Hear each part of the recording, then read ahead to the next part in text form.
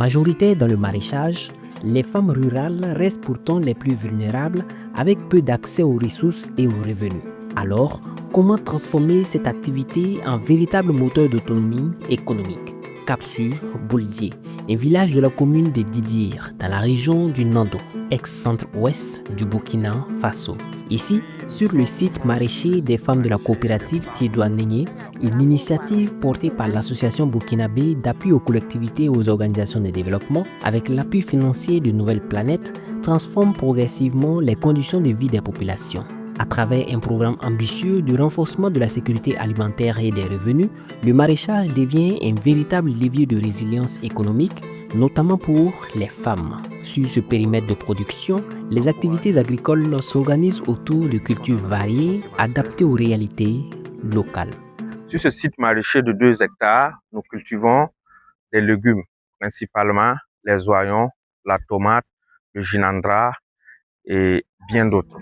Sur ces 2 hectares, l'un des défis majeurs reste la fertilité des sols, essentielle pour garantir de bons rendements. Pour y faire face, le programme mise sur une solution locale, durable et accessible, le bokashi, un biofertilisant au cœur de la transition agroécologique. Premièrement, le bokashi est un type de biofertilisant dont les matériaux sont accessibles.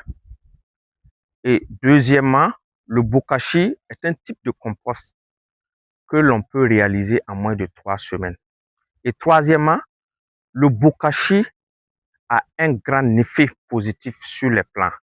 Premièrement, ça permet aux plantes de résister aux maladies.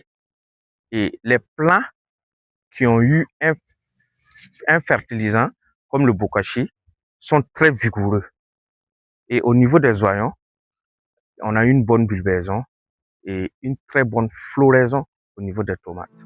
Facile à produire, rapide à préparer et efficace sur les cultures, le bokashi s'impose comme une alternative crédible aux engrais chimiques tout en respectant l'environnement. Encore, faut-il en maîtriser l'utilisation. Des techniques précises de dosage et d'application sont ainsi enseignées aux producteurs pour optimiser les résultats.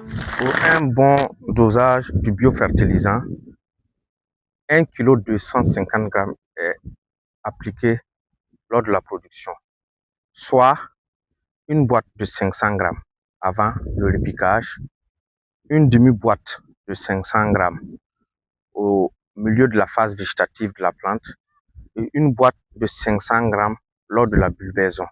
Et ce type de dosage permet à la plante d'avoir tous les éléments minéraux nécessaires pour son développement et avoir un très bon rendement. Un dosage maîtrisé qui permet aux plantes de bénéficier des nutriments nécessaires à chaque étape de leur développement. Sur le terrain, ces pratiques prennent forme à travers des gestes simples mais essentiels, comme ici où les femmes appliquent le bokashi au cœur des cultures d'oignons. Utilisation, il faut bien t'accroupir pour pouvoir épandre. Et nous voyons ici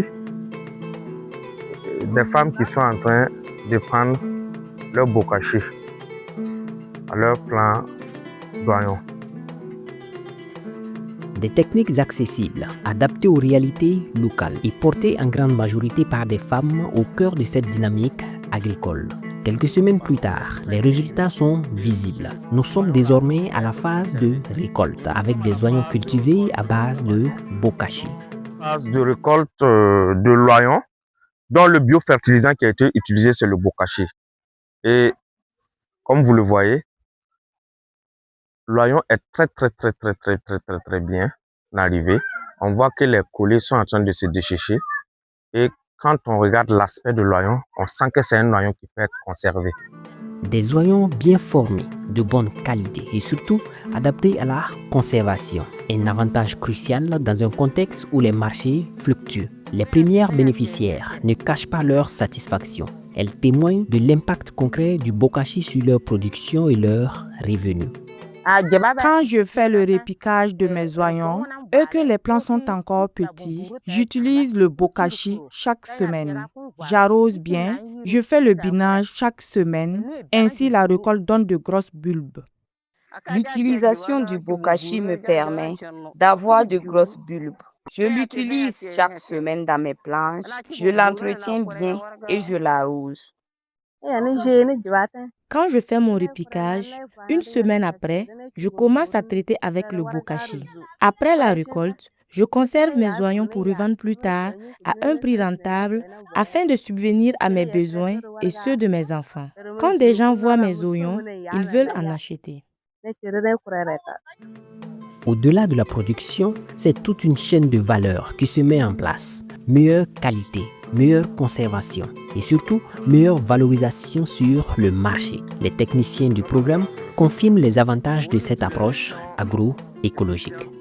Et l'intérêt qu'on a avec l'utilisation du bokashi comme biofertilisant dans la production de l'oignon, c'est que le bokashi permet d'avoir de l'oignon bio. De plus, le bokashi aussi permet d'avoir de l'oignon dont on peut conserver pendant une longue période. Et cette conservation permet à nos femmes de revendre l'oignon à un prix très rentable sur le marché. Il existe une différence notable entre l'oignon cultivé avec le bokashi et celui traité avec les engrais chimiques. Tout d'abord, les bulbes ne présentent pas le même aspect ni la même qualité.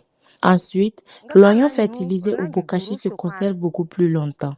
En effet, les extrémités des bulbes sèchent rapidement et deviennent plates, ce qui favorise une bonne conservation. Ce n'est pas le cas de l'oignon issu d'engrais chimiques qui se conserve moins bien.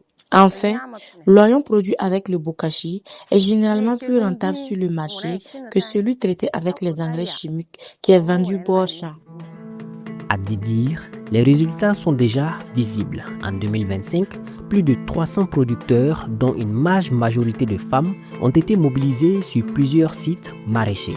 Les rendements ont progressé, les revenus ont augmenté, avec en moyenne plus de 112 000 francs CFA générés par productrice. Grâce à l'agroécologie, à l'accès à l'eau, à l'organisation en coopérative et à l'accompagnement technique, le maraîchage devient un pilier de la sécurité alimentaire et de l'autonomie économique locale. À Bouldier comme ailleurs, une chose est désormais claire.